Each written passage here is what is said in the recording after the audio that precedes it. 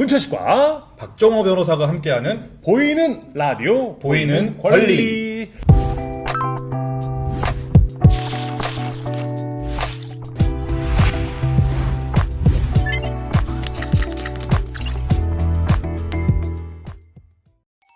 자, 안녕하세요. 보이는 라디오 보이는 권리의 문천식입니다. 안녕하십니까, 변호사 박정호입니다. 변호사님, 보통 변호사하면 이렇게 막 영화에 나오는 것처럼 정장 딱 넥타이 딱 매야 되는 거 아닙니까? 뭐 유튜브 콘텐츠 아닌가요? 저도 좀 편하게 하고 싶습니다. 그렇군요. 알겠습니다. 네. 법정에 갈 때만 뭐라 그러죠? 그 판사 앞에 갈 때만 이렇게 딱 하는 건가요? 뭐 이렇게 좀 예의를 지켜야 할 때는 저도 그렇습니다만 사무실에도 평소에는 그냥 대충 입고 있습니다. 네. 그렇군요. 그럼 이렇게 작업하실 때는 파자마 입고 작업하는 거예요? 파자마라기보다는 반바지를 많이 활용합니다. 제가 좀 질문이 좀 저속해요. 죄송합니다. 아닙니다. 네. 사무실은 어디 쪽에 있으십니까? 사무실은 비밀입니다. 알겠습니다. 약간 비밀주의인가봐요. 서태지처럼 이렇게 약간. 혹시 광고라고 또 오해를 받을까봐. 그렇군요. 알겠습니다. 강남에 계신 거죠? 네, 그렇습니다. 네, 알겠습니다. 강남구 모처에 소재에 있습니다. 알겠습니다. 자, 오늘 박정호 변호사님과 함께 생활 속 법적 권리에 관한 이야기를 나눠볼 텐데요. 지금 다룬 이 사연들이 하나하나가 다 중요한 이야기들이지만 오늘은 정말 역대급 심각한 사연이 와 있다고 하는데요. 자, 박정호 변호사님과 함께 어떤 내용인지 바로 만나보겠습니다. 자, 아이디가 변호사님 좀 읽어주실래요? 친구 따라 해외 간다? 보통 강남은 가지만 해외까지 가는 일이 흔치 않은데 그렇죠. 아이디 친구 따라 해외 간다 쓰시는 청취자분의 사연입니다. 읽어드립니다.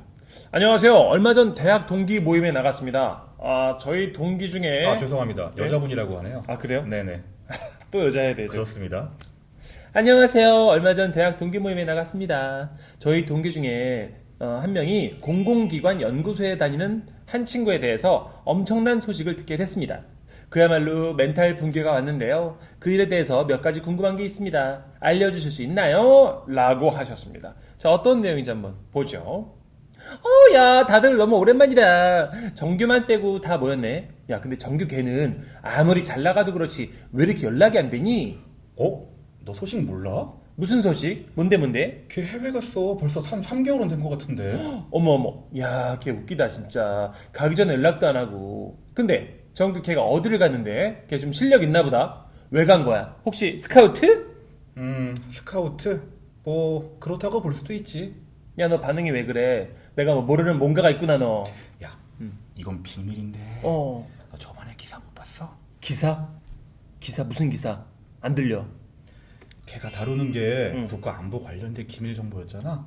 그런데 그걸 몰래 빼돌려서 다른 나라로 갔대.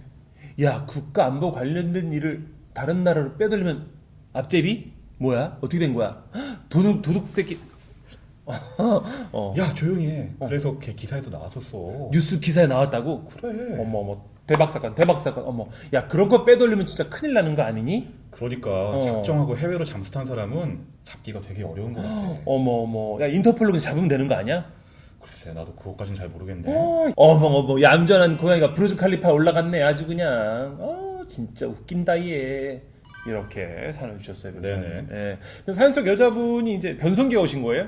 아니요, 그 사연 속의 상대방은 남자분인 것 같습니다. 동창 네네. 모임이군요. 그렇죠. 알겠습니다. 네. 제가 오해했네요. 자, 나온 이야기 중에 정말 이런 사람은 잡기가 어려운 거 아니냐, 뭐 이런 얘기 나왔는데, 그 중요한 범죄를 저지른 거나 마찬가지인데, 변호사님, 이 법적으로 제재할 방법이 없을까요? 이 대가를 치르고 다시 돌아오면 좋겠어요라고 하셨거든요. 그러니까 어떻게든 친구를 보겠다 이런 마음은 알겠는데, 그래도 나쁜 친구는 아닌가? 대가를 치르고라도 꼭 보겠다 이렇게 말씀하셨어요. 사실 이게 대단히 좀 심각한 사연인 것 같아요. 그래요?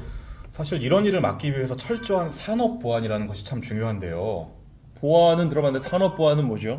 네, 그러니까 말 그대로 네. 범죄로부터 산업을 보호하는 활동이라고 할 수 있습니다.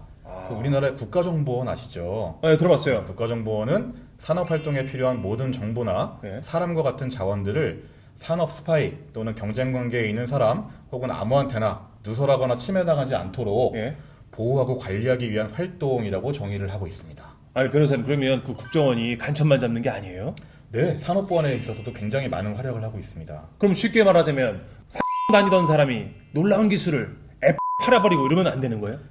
국가정보원이 주시하고 있습니다. 아, 그래요? 삼성, 애플 간의 이야기가 아니라 국정원에서 그건 안 되는 거군요. 네, 그렇습니다. 국가적으로 우리나라에서 법률로 금지하고 있는 부분들이 있습니다. 어허, 그런 게 산업 보안이다 이런 네네. 말씀이신데 이런 일이 뭐 자주 있진 않잖아요, 변호사님. 안타깝게도 자주 일어나고 있습니다. 아, 그래요? 네네. 오. 그 국가정보원에 따르면 지난 2004년부터 2017년까지 아직 최근에 관한 얘기는 아직 나오진 않았습니다만 예. 그 기간에 적발된 산업기밀 해외 유출 건수가 400건이 넘고요. 아니 13년, 14년 사이에 400건이 넘는다고요? 네, 17년까지 기간 동안 그렇게 된다고 하네요. 야. 국가 핵심 기술로 지정된 유출만 해도 2012년부터 2017년 사이에만 20건이 넘게 발생을 했습니다. 중요한 부분이 이게 국가 핵심 기술이라는 점인데요. 예. 이 때문에 수백조 원에 가까운 경제적 손실도 입었고요. 수백조 원이요, 변호사님? 네. 아니, 그러면 변호사님, 보통 우리가 대한민국 1등 기술 많이 있지 않습니까? 뭐, 반도체 기술이다, 뭐, 스마트폰 기술이다, 뭐, 자동차 기술이다, 많이 있을 텐데, 그런 것들이 심심치 않게 빠져나가서 이 국가에 수백조 원의 피해를 입힌 거나 다름없다는 얘기죠. 네, 그렇습니다. 야, 아니, 도대체 누가 이런 행동들, 이런, 좀, 사실, 일제시대를 치면 이거 끈앞을 앞제비 되는 거 아닙니까? 이거 역적인데, 이거 도대체 누가 이런 행동을 합니까? 누가 그러는지 굉장히 궁금하시죠? 예, 예. 바로 대부분이 피해 기업의 전현직 임직원이라는 부분입니다. 아니, 자신의 청춘을 바쳐서 그 기업을 키운 일원 중에 하나일 텐데, 왜 이런 일을 하는 거죠? 궁금하시죠? 예, 예. 누군가가 이직 과정에서 내가 굉장한 대우를 해주겠다라고 하거나 혹은 돈을 주겠다 이런 금전적인 보상을 제안을 하게 됩니다. 이런 경우에 이런 일들이 많이 저질러진다고 하네요. 아니, 변호사님, 사실 우리 친구 사이에 하는 말이지만, 그 대기업 임원이면 변호사님, 연봉이 막 2, 3억, 이렇게 막 그 이상 될 텐데, 그러니까 회사에서 나올 때쯤에 뭐 연봉을 10억 준다! 이러면 다른 나라로 막 그 놀라운 기술을 막 빼돌리는 거예요? 바로 그런 경우들이겠네요. 네. 아, 돈이 아무리 좋다지만 그 우리가 애국가 4절까지 계속 불러오던 대한민국 국민인데 그거는 좀 이렇게 상도 또 인간적인 어떤 그 예의 범죄를 이렇게 뭐 벗어나는 일 아닌가 싶은데, 그죠? 참 안타까운 일이긴 합니다만 그죠? 실제로 많이 벌어지고 있나 봐요. 이런 일이 벌어져요. 네네. 이런 일이 커져서 수백조 원의 피해를 일으킨단 말이죠. 네, 그렇습니다. 자, 그럼 또 이렇게 그 당사자를 좀 이렇게 꼬드기는 사람이 있다는 얘기인데 이게 누굴까요? 아무래도 중요한 정보들이다 보니까 예. 여러 나라들이 아마 탐을 낼 것 같아요. 아, 2000년대 초에는 대부분은 이제 중국과 대만 같은 곳이 대부분이었는데요. 예, 예. 우리나라 산업기술 수준이 크게 발전을 했죠. 예. 그러다 보니까 이제 중국, 대만을 넘어서서 미국, 일본, 예. 러시아, 호주, 이스라엘 같은 다양한 나라의 기업들이 우리나라의 산업 기밀들을 노리고 있습니다. 아니, 미국, 일본 같은 우리가 흔히 알고 있는 OECD 국가 중에 뭐 선진 국가다, 뭐 속칭 이렇게 말하는 나라에서도 그런 기술을 우리 걸 이렇게 탐낸다는 얘기예요? 그만큼 우리나라 기술들이 많이 발전을 했다는 뜻이 되겠네요. 아, 그렇군요. 네네. 자, 그럼 박정호 변호사님, 그러면 이런 정보를 말입니다. 보통 어떤 식으로 이렇게 얍삽하게 빼갑니까? 보통은 이제 기술을 보유한 사람한테 예? 최대한 접근을 합니다. 접근을 해서 친하기 전에. 네, 그렇죠. 최대한 정보를 이끌어내고요. 계약을 할 것처럼 해서 네. 샘플을 얻어가고 난 다음에 계약을 내가 언제 계약하기로 했어요? 하면서 계약을 무산시키기도 해요. 그리고 이 사연처럼 기술을 보유한 사람을 스카우트를 하는 방법을 쓰기도 하고요. 아니, 정식으로 스카우트하면 그나마 다행인데 스카우트 할 것처럼 하고 기술만 빼고서는 팽 하는 거는 무슨 양선생들이 나는 짓 아닙니까? 뭐 그렇다고 볼 수 있는데요. 네. 이렇게 계약을 무산시키는 경우는 비단 스카우트 계약뿐만 아니라 예. 기술 이전 계약들이지 않습니까? 예, 예. 이를테면 내가 돈을 줄 테니 기술을 주세요.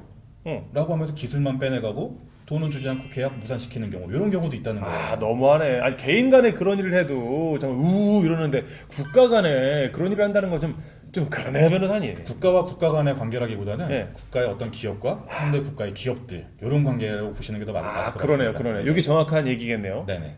다른 나라의 어떤 기업과 우리나라의 돈이 좀 아쉬운 분들 간의 어떤 이런 그 어두운 거래라고 해야겠네요. 그죠, 변호사님? 바로 그렇습니다. 요거 좀 잠시만요, 변호사님. 제가 너무 속이 타가지고 화가 나가지고 커피 한 잔 마시고 갈게요. 네. 기왕 하는 거 저도 같이 하겠습니다. 좀 그러네. 아니, 막말로 삼성, LG 임원이라 치고, 대기업을 합시다. 대기업 임원으로 연봉 4억씩 받고 이랬으면서 그 10억, 20억 땡기겠다고 하는 거 아니에요? 굉장히 좀 아까도 말씀하셨지만 양선생 같은 일이죠. 그러게요. 아니, 충분히 본 것 같은데, 인간의 욕심이 끝이었습니다.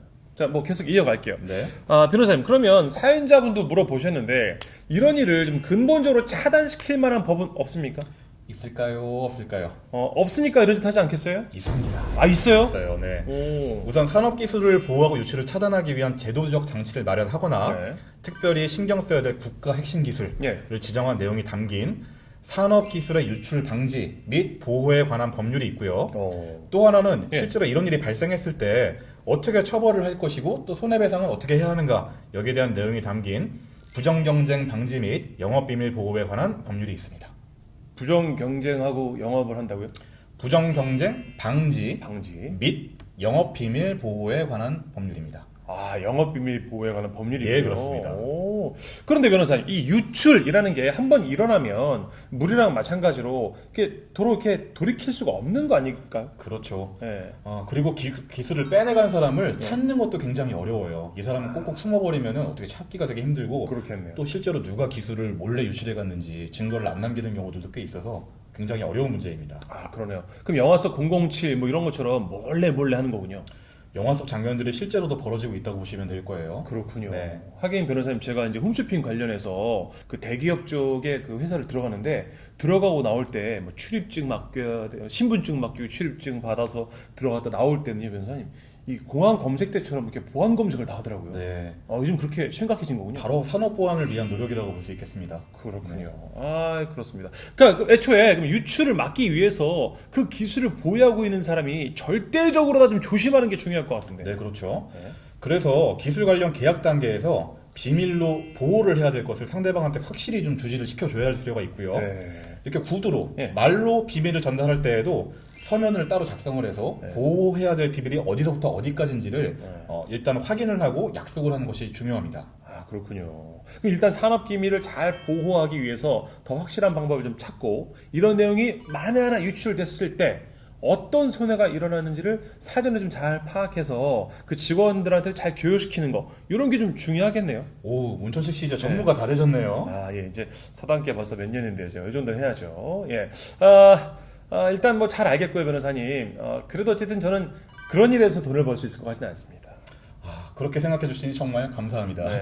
저는 사실 제 자리 뺏으실까봐 좀 걱정을 하고 있었거든요. 아니요. 네. 제가 박정호 변호사님 오래도록 뵀는데 아무나 하는 일은 아닌 것 같습니다. 변호사님. 그렇게 생각해 주시면 감사한데, 네. 뭐 저도 제 일이 중요하긴 하지만 네. 일이 저까지 오지 않도록 네. 사전에 열심히 이제 산업 보안을 위해서 신경을 써주시는 게 더 중요하다고 봐야겠네요. 네. 알겠습니다. 예. 오늘 변호사님 덕분에 많은 걸 알게 됐습니다. 이 자리 빌어서 말씀드립니다. 내가 하는 일이 굉장히 국가의 국익에 좀 도움이 되는 일이다, 아주 놀라운 일이다라고 하시는 분들은 어떻게 보면 더 도덕적인 사명감까지 좀 가지셔야겠네요, 변호사님. 그죠? 예, 바로 옳은 말씀하셨습니다. 그렇습니다. 이렇게 해서 보이는 라디오, 보이는 권리, 산업 보안 굉장히 중요한 얘기입니다. 여기서 마치도록 하겠습니다. 변호사님, 오늘 감사합니다. 네, 감사합니다. 여러분 고맙습니다. 감사합니다. 예.